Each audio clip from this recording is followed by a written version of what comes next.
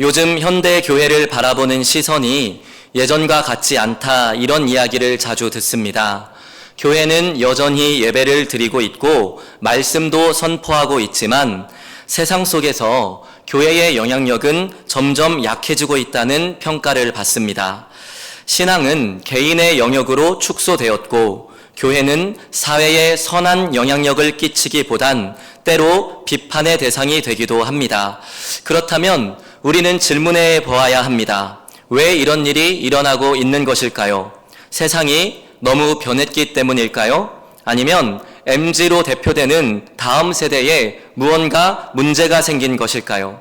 그것도 아니면 우리가 미처 확인하지 못하는 또 다른 원인이 있는 것일까요? 이 질문 앞에 그림 한 장을 함께 살펴보려고 합니다. 그림 화면에 좀 띄워주십시오. 네, 어디서 많이 보셨던 그림이죠? 레오나르도 다빈치의 최후의 만찬을 인공지능을 활용해서 재해석해 본 그림입니다. 자세히 보면 한 가지 이상한 점이 있습니다. 눈치채셨습니까? 네, 제자들도 있고 식탁도 있고 음식도 있는데 정작 이 만찬의 주인공이신 예수님이 보이지 않습니다. 미국의 신학자 마이클 호트는 오늘날 교회의 모습이 바로 이와 같다고 설명합니다. 그는 현대교회의 모습을 그리스도 없는 기독교, 그리스도 없는 기독교 이렇게 표현했습니다. 교회의 형식과 분주한 활동은 여전히 남아있지만 회개와 구원, 십자가의 복음이 중심이 되는 그리스도께서 점점 주변으로 밀려나 거의 사라질 지경에 이르렀다는 것이죠. 교회는 성경이 말씀하는 원색적이고 급진적인 복음을 전하는 대신 보다 현대적이고 사람들의 기분을 덜 상하게 하는 편안한 대안을 찾았습니다. 그 중에 하나는 자기 개발형의 복음입니다. 교회가 행복, 성공, 개인적 성취에 지나치게 초점을 맞추는 경향을 보인다는 것이죠. 물론 사람이 살면서 행복 중요합니다. 성공이나 성취도 당연히 중요한 일들이죠. 그런데 기독교 신앙이 추구하는 궁극적인 목표가 될 수는 없거든요. 이것들은 신앙의 본질을 추구할 때 하나님의 은혜로 따라올 수 있는 열매일 뿐임에도 이것을 마치 신앙의 뿌리인 것처럼 신앙의 심장부에 두는 태도가 있다는 것입니다. 이런 교회에서 신앙생활이란 어떤 의미일까요? 내 인생을 보다 윤택하고 편안하게 만들어서 이 땅에서의 삶을 조금 더 잘 살 수 있도록 도와주는 보조 도구에 불과합니다. 그런가 하면 치료 중심의 복음을 대안으로 찾는 교회도 있습니다. 여기서 죄는 질병으로 대체됩니다. 우리가 독감에 걸렸다고 가정을 해보십시오. 독감에 걸린 일이 도덕적으로나 영적으로 비난받을 일은 아닙니다. 이때 필요한 것은 무엇이죠? 치료와 돌봄뿐입니다. 죄가 질병으로 둔갑한 곳에선 더 이상 사람은 회개해야 하는 대상이 아닌 치료를 받아야 하는 대상이 됩니다. 하나님을 반역하고 죄를 지은 인간이 질병에 걸린 피해자로 둔갑해버리는 것이죠. 이런 교회에서 신앙생활은 마음의 안정과 위로, 심리적인 만족을 추구하는 도구가 됩니다. 그런가 하면 문화 적응주의적인 복음도 있습니다. 세속 문화와의 타협으로 그리스도의 절대성이나 성경의 무오한 권위는 약해지고 교회에서 선포되는 메시지는 보다 말랑해지는 것이죠. 어디에도 절대적인 건 없습니다. 그냥 좋은 게 좋은 겁니다. 예수님은 좋은 스승일 수도 있고 내 삶의 코치일 수도 있지만 그것이 전부입니다. 그 결과는 무엇일까요? 미국의 복음주의 목회자이자 영성 작가인 에이든 윌슨 토저는 교회가 안고 있는 이러한 경향을 다음과 같이 지적했습니다. 많은 교회가 기독교의 진리에 물을 타버렸다. 그리하여 그것이 독이라 할지라도 누구도 죽일 수 없고 그것이 약이라 할지라도 누구도 고칠 수 없게 되었다. 그의 진단은 교회를 향한 비판이기 전에 오늘 나의 신앙을 돌아보게 하는 질문이 됩니다. 과연 내 신앙의 중심에는 무엇이 놓여 있는지, 정말 그곳에 왕이신 그리스도께서 계신지에 대한 질문 말입니다. 더 나아가서 소문보다 더 좋은 교회는 어떤 모습이어야 하는가에 대한 질문이기도 합니다.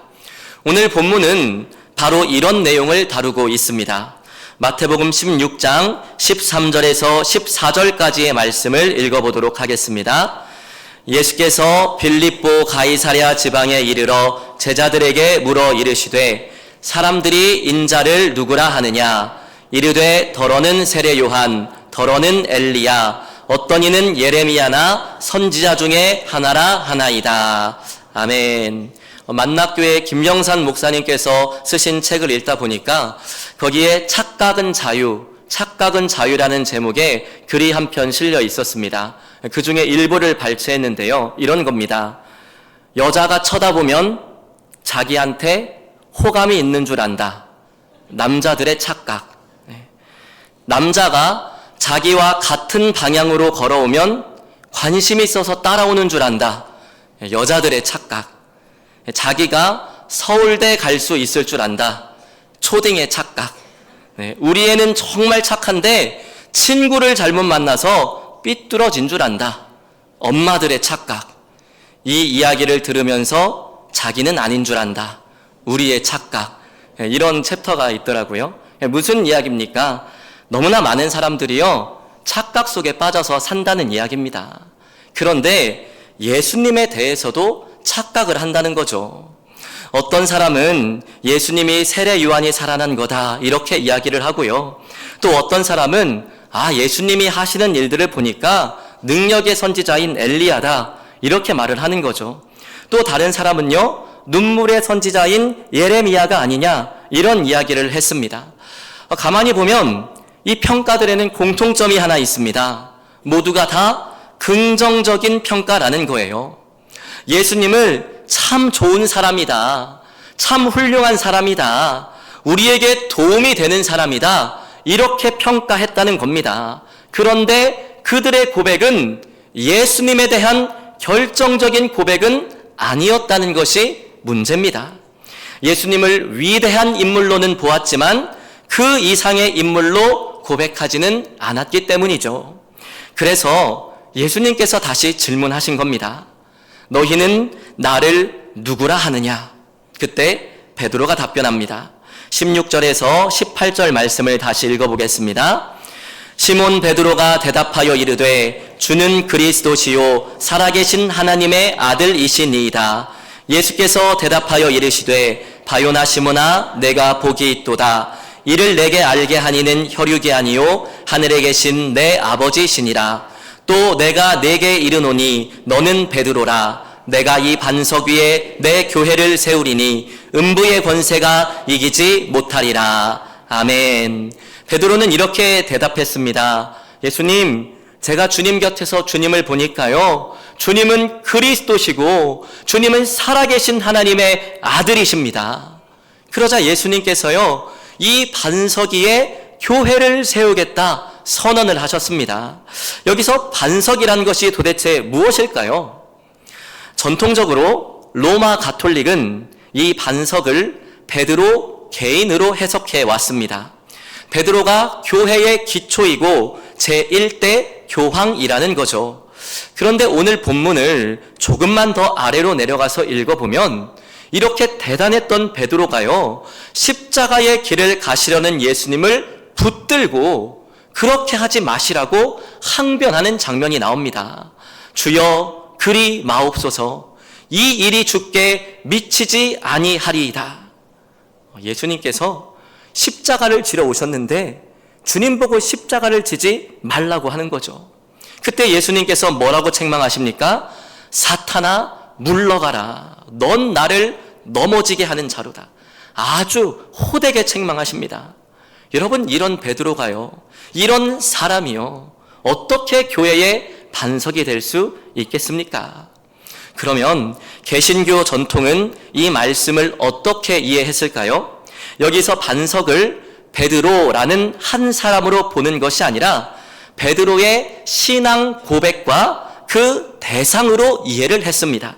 주는 그리스도시요 살아계신 하나님의 아들이시니이다 라는 신앙 고백, 그리고 그 고백의 중심이 되시는 예수 그리스도야말로 교회의 유일한 반석이라고 개신교회는 믿어왔던 것이죠. 여기서 반석 위에 세운 교회가 어떤 교회인지 알 수 있습니다. 첫째로 반석 위에 세운 교회는 분명한 신앙 고백이 있는 교회입니다.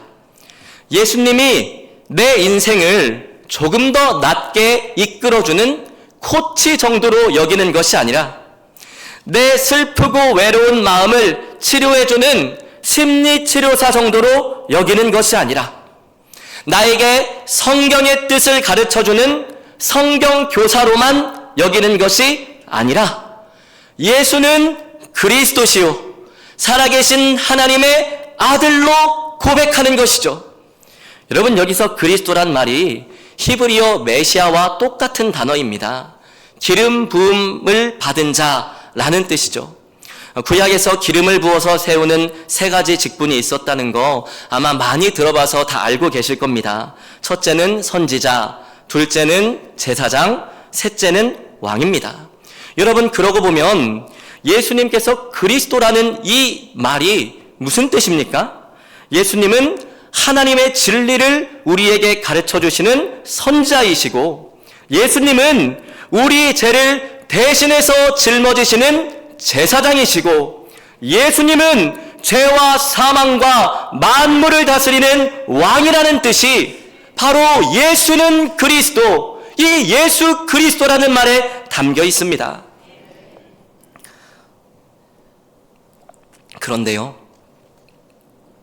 그리스도가 주변부로 밀려난 교회는 예수님의 역할이 선지자에 머뭅니다. 좋은 가르침, 올바른 교훈, 내 인생의 지혜, 내 삶을 개선할 수 있는 교훈에서 그치는 것이죠.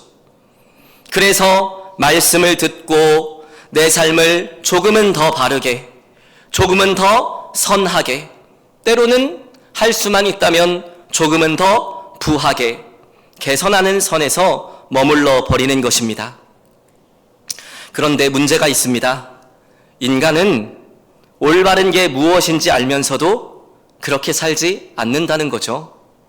그렇게 살면 안 되는 줄 알면서도 그렇게 사는 부패한 마음과 본성을 가진 존재가 인간이라는 겁니다. 지식은 늘어나고 기술은 발달하고 시대는 변하고 세기가 바뀌지만, 그러나 부패한 인간의 본성과 마음이 달라진 적이 있습니까? 그걸 스스로 어떻게든 바꿔보려고, 고쳐보려고 더 열심히 더 많이 노력해봤지만, 그런데 근본적으로 달라지는 건 없었거든요. 그런데 여기서 바로 좋은 소식이 있습니다. 우리 예수님께서는 올바른 길만 가르쳐 주시는 선지자의 직무에 머물러 계신 분이 아니라는 사실입니다. 알면서도 하나님을 거부하며 죄를 짓고 살아가는 우리의 흉악한 죄를 대신해서 자신을 화목 제물로 바쳐 영원한 제사를 드려 그 피로 우리의 죄를 깨끗이 씻으신 영원한 대제사장 예수 그리스도, 그분이 바로 우리의 주님이십니다. 이 세상에 아무리 좋은 이야기가 많고 올바른 말을 하는 사람들도 참 많고 종교도 많지만요, 우리가 예수님 안에서 유일한 소망을 발견할 수 있는 이유가 무엇입니까? 나를 대신해서 내 죄의 값으로 자신의 몸을 대가로 치르신 분은 오직 예수, 오직 예수님밖에 없기 때문입니다. 여러분, 예수님은 거기서 그치지 않고요, 성경대로 3일 만에 죄와 사망의 권세를 정복하시고 부활하셔서 죽음까지 다스리시는 보이는 세계와 보이지 않는 모든 세계의 왕이라는 것을 우리에게 입증해 주셨습니다. 그래서 왕이신 그리스도께서 계시기에 오늘 나에게 희망이 있는 것이죠. 반석 위에 세운 교회는 이렇게 예수님이 그리스도라는 진리를 분명하게 믿고 고백하는 교회입니다. 여러분은 어떠십니까?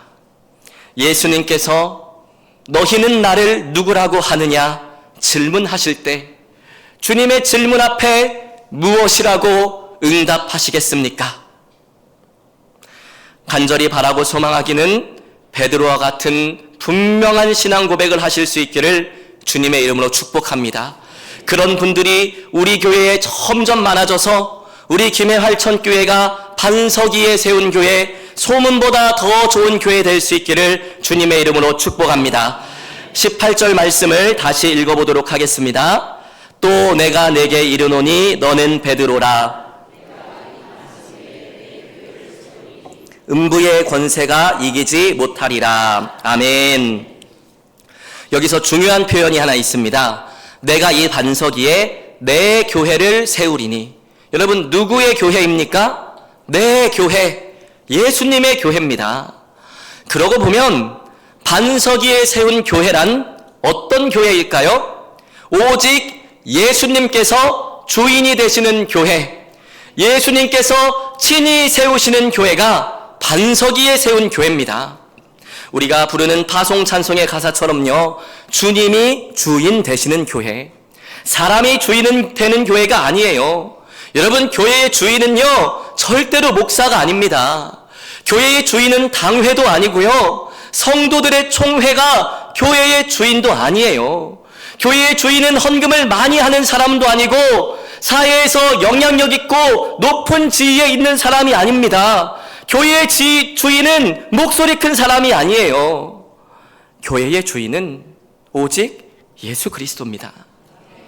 우리나라에서 탁월한 강해 설교로 목회를 잘 하셨던 이 송태근이라는 목사님이 계세요. 이 목사님께서 어느 날 간증하시는 것을 제가 설교 때 들었는지 아니면 세미나 때 들었는지 기억이 나는데요. 어느 날 이 목사님께서 아마 해외 사역이 되었던 것 같습니다. 이 외부 사역을 아주 오랫동안 진행을 하다가 이제 그 사역을 다 마치고 이제 교회로 돌아온 거죠. 그러니까 오랜만에 담임 목사님을 만나니까 이 성도들이 얼마나 반가웠겠어요. 목사님을 찾아와서 이렇게 인사를 한 겁니다. 목사님이 안 계시니까요, 교회 와도 뭔가 좀 텅 빈 것 같고 굉장히 교회가 허전했어요. 여러분, 어떻게 보면 참 감사한 이야기 아닙니까? 목사님 어디 갔다 오셨어요? 나가신 줄도 몰랐는데요. 이렇게 말하는 것보다 목사님이 안 계시니까 너무 허전했어요. 나를 생각하고 기억해준다. 너무 고마운 이야기잖아요. 그런데 이 목사님이요, 그 말씀을 듣고 뒤를 돌아서는데 그냥 가슴이 그냥 철렁 내려앉았대요. 왜냐하면 교회의 주인은 담임 목사가 아니라 예수님인데 우리 성도들이 이런 반응을 하고 있는 걸 보니까 혹시 내가 그동안 담임 목사의 리더십으로만 이끌어가는 그런 교회를 만들어 놓은 건 아닌가? 이런 생각이 스치고 지나가서 정말 깜짝 놀랐다는 그런 고백을 하시더라고요. 또 다른 목사님의 고백입니다. 당시에 이 목사님은 학교 강당을 빌려서 예배를 드리고 있었대요. 그런데 마침 사무실과 교육관으로 쓸 수 있는 좋은 건물이 이 학교 근처에 매물로 나온 겁니다. 그래서 교회에서 그 건물을 매입하기로 결정을 내렸어요. 약 30억 정도의 은행 대출이 필요했는데 그때 그 교회가 한 5,000명 정도가 출석하는 교회였답니다. 그러니까 규모가 있으니까 30억 정도야 당연히 대출 받을 수 있겠지, 이렇게 생각을 했다는 거죠. 그런데 이게 웬일이에요? 뜻밖에도 이 은행한테 계속 퇴짜를 맞는 겁니다. 세 번째 퇴짜를 맞았을 때는 이유를 알고 싶어가지고 이 목사님이 직접 은행 담당자를 만났대요. 아니, 우리 같은 교회에 왜 대출을 안 해줍니까? 교회가 은행들 VIP 아닙니까? 근데 그때 그 직원이요, 이렇게 이야기를 하더래요. 목사님, 그 교회는요 신용이 없어요. 목사님은 신용이 잘 모르니까 뭔지 뭐 사람 많고 예산 많으면 신용이 있는 거겠지 이렇게 착각을 한 거죠. 아니 우리 교회가 교인이 몇천 명이고요. 1년에 예산이 몇십억입니다. 어떻게 이런 교회를 신용이 없다고 말을 할 수가 있습니까? 이렇게 이야기를 했더니 그 은행 직원이 너무나 뜻밖의 이야기를 하는 거예요. 목사님, 그 교회는요 목사님 교회입니다. 목사님 때문에 몇 년밖에 안 된 교회가 몇천 명이나 되는 교회가 됐잖아요. 목사님 한 사람 때문에 커진 교회는요 목사님 한 사람 다른 데 가버리면 그날로 흩어집니다. 그렇게 되면 우리 은행은 돈을 받을 데가 없어요. 이 목사님이 그 이야기를 듣고 너무 큰 충격을 받은 거예요. 나는 그동안 예수님이 주인 되시는 교회를 만들고 싶었는데 내가 중심이 돼 있다고? 내가 핵이 되는 교회라고? 내가 없으면 무너질 교회라고? 자기가 그 평생을 목회하면서 그런 교회를 만들어 놨다는 것이 너무 황당하고 어처구니가 없더래요. 그래서 그때부터 교회에서 자기를 빼는 연습을 했답니다. 일단 안식년부터 떠났대요. 떠나자마자 돌아오는 주일에 그 교회 출석이 1000명이 한 번에 줄었답니다. 난리가 났죠. 장로님들이 전화를 하고 목사님 빨리 돌아오셔야 되는 거 아니에요? 큰일 났습니다. 근데 이 목사님도 대단하신 분이죠. 장로님, 담임 목사 한 명이 없어서 1000명이 줄어드는 교회는요 없어져야 할 교회입니다. 그거 예수님 교회 아니니까 그냥 두세요. 그렇게 이야기를 하고 그냥 안 들어갔대요. 근데 나중에 보니까 하나님께서 이 목사님의 그 마음과 믿음과 결단을 기쁘게 받아주셨더래요. 인원이 처음엔 줄은 것 같았는데 나중에는 서서히 회복되더니 안식년을 마칠 때쯤이면 전부 다 돌아와 있고 심지어 그 뒤로는 훨씬 더 큰 부흥과 성장을 경험할 수 있었다는 그런 고백이었어요. 여러분 참 어떻게 보면 과격한 선택과 이야기 아닙니까?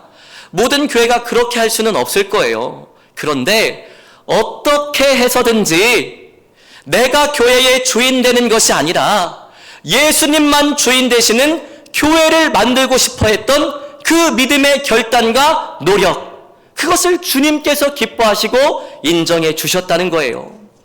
여러분, 우리 교회는 어떻습니까? 예수님께서 주인 되시는 교회를 만들어가고 있나요? 예수님이 주인 되시는 교회는 모든 선택의 기준을 예수님으로 삼는 교회입니다. 손해를 따지는 교회가 아니고요. 사역의 효과를 따지는 교회가 아니고요. 사람의 의견만 가지고 결정하는 교회 아니고요. 예수님의 뜻에 맞는 것일까? 예수님께 기쁨이 되는 일일까? 예수님이 정말 원하시는 일일까? 이 선택과 결정으로 예수님의 이름이 높아지는 것일까? 그것을 유일한 기준으로 삼는 교회가 예수님이 주인 되시는 교회입니다.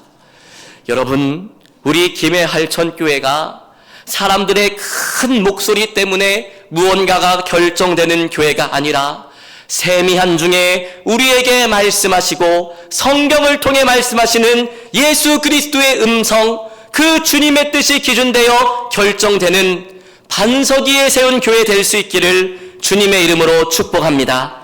19절 말씀을 다시 읽어보도록 하겠습니다. 내가 천국 열쇠를 내게 주리니 내가 땅에서 무엇이든지 매면 하늘에서도 매일 것이요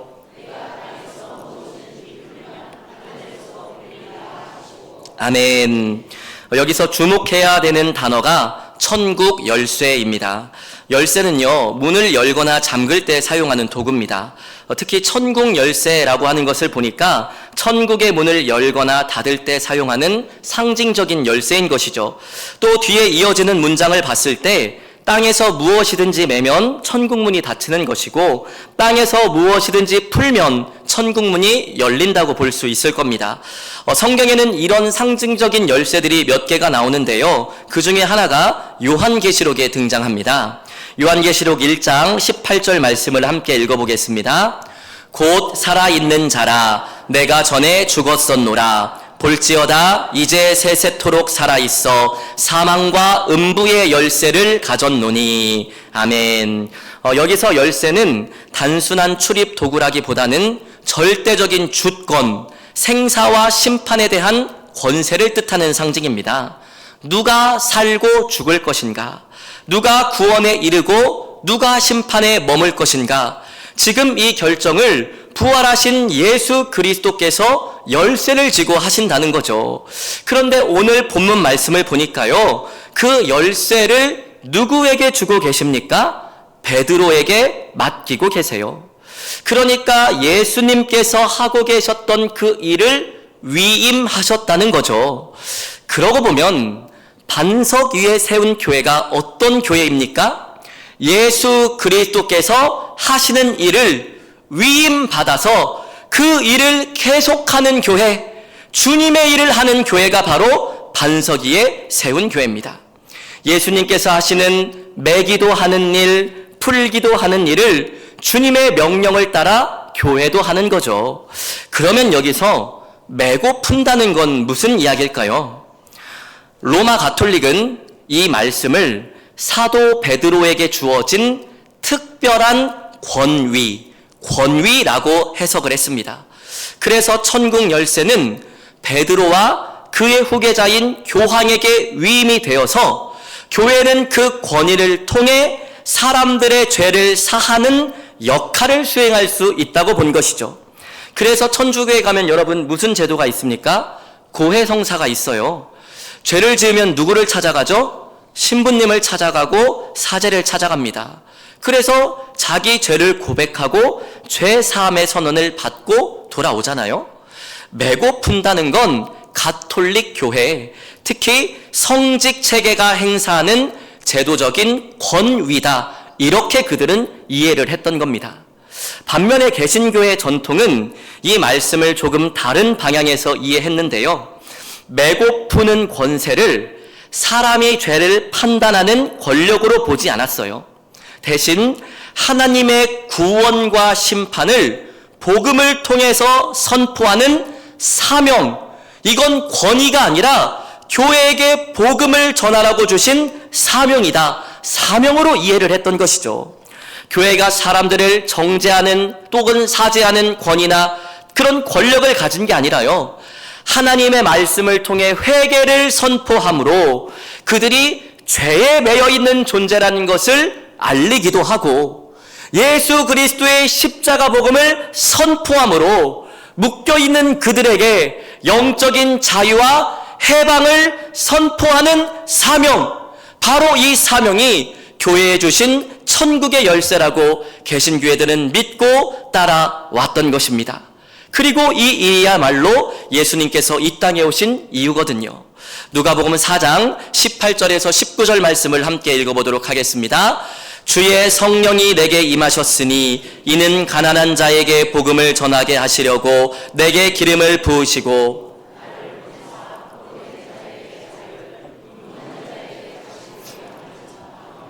눌린 자를 자유롭게 하고 주의 은혜의 해를 전파하게 하려 하심이라 하였더라. 아멘. 반석 위에 세운 교회는 예수님이 하시는 일, 복음을 전해서 포로된 자에게 자유를, 눈먼 자에게 다시 보게 함을, 눌린 자에게 자유를 전하는 일을 계속하는 교회, 그 교회가 바로 반석 위에 세운 교회입니다. 박남회라는 목사님께서 쓰신 뚜벅이 전도라는 책에 보면요, 어느 날 복음을 전하기 위해서 교도소에 갔던 최모 권사님의 이야기가 나옵니다. 이분은 남편을 일찍 사별하고 3남매를 키우기 위해서 개인 택시를 하다가요, 운전 중에 그만 인사사고를 내서 구치소에 수감되었던 분이에요. 그런데 거기서 어느 날 예수님을 영접하고 나중에는 교회의 권사님까지 된 거죠.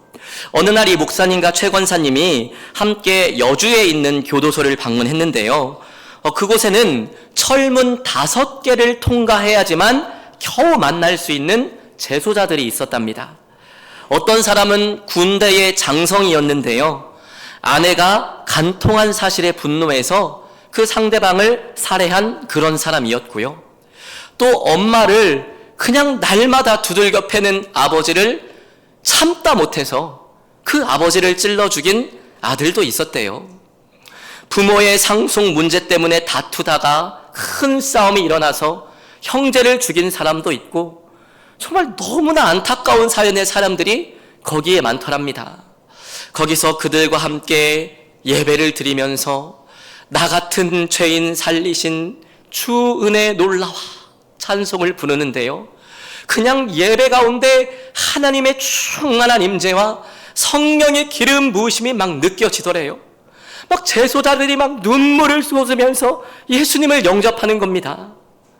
그런데 이 사람들이요, 예수님을 영접한 다음에 하나같이 너무나 안타까운 고백을 하더래요.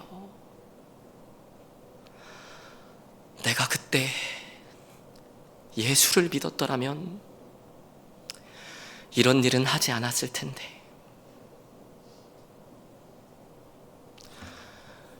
혹시 우리 주변에 있는 누군가도 훗날 이렇게 말할 사람이 있지는 않을까요? 그때 내가 예수를 믿었더라면. 여러분, 우리 교회가 예수님이 하시는 이 복음 전파의 사명을 끝까지 이어서 하는 교회가 될 수 있기를 주님의 이름으로 축복합니다. 말씀을 정리하겠습니다. 소문보다 더 좋은 교회는 반석 위에 세운 교회입니다. 예수님께서 그리스도라는 올바른 신앙 고백을 하는 교회, 예수님이 유일한 주인 되시는 교회, 그리고 예수님이 하시는 일을 마지막까지 계속하는 교회, 한마디로 예수님을 위한 교회야말로 반석 위에 세운 교회이며 소문보다 더 좋은 교회입니다. 우리 김해할천교회가 바로 이런 교회가 될 수 있기를 바랍니다. 그렇다면 오늘 말씀을 어떻게 구체적으로 정역해 볼 수 있을까요? 첫째는 예수님을 인생의 코치나 스승, 내 삶의 조력자 정도로 여기셨던 분이 오늘 이 자리에 계시다면 오늘 이 시간 예수님을 그리스도로 영접하실 수 있기를 바랍니다. 예수님은 좋은 말씀을 전해주시는 분에 그치지 않으세요. 그분은 하나님의 진리를 여러분에게 전하는 선지자이지만 동시에 나의 모든 죄를 대신 짊어지시는 대제사장이시고 내 삶과 죽음, 영원한 운명까지 통치하실 수 있는 만왕의 왕이십니다. 그 예수님께서 나의 그리스도이심을, 살아계신 하나님의 아들이심을 믿음으로 고백하고 주님을 영접하실 수 있기를 바랍니다. 둘째로, 내가 주인의 자리에 앉아있지는 않은지 점검해 보시길 바랍니다. 이 자리는 내 자리야, 이 일은 내가 아니면 안 돼, 이런 생각이 내 마음을 지배하고 있지는 않은지 돌아봐야 되겠죠. 특히 목회자부터요.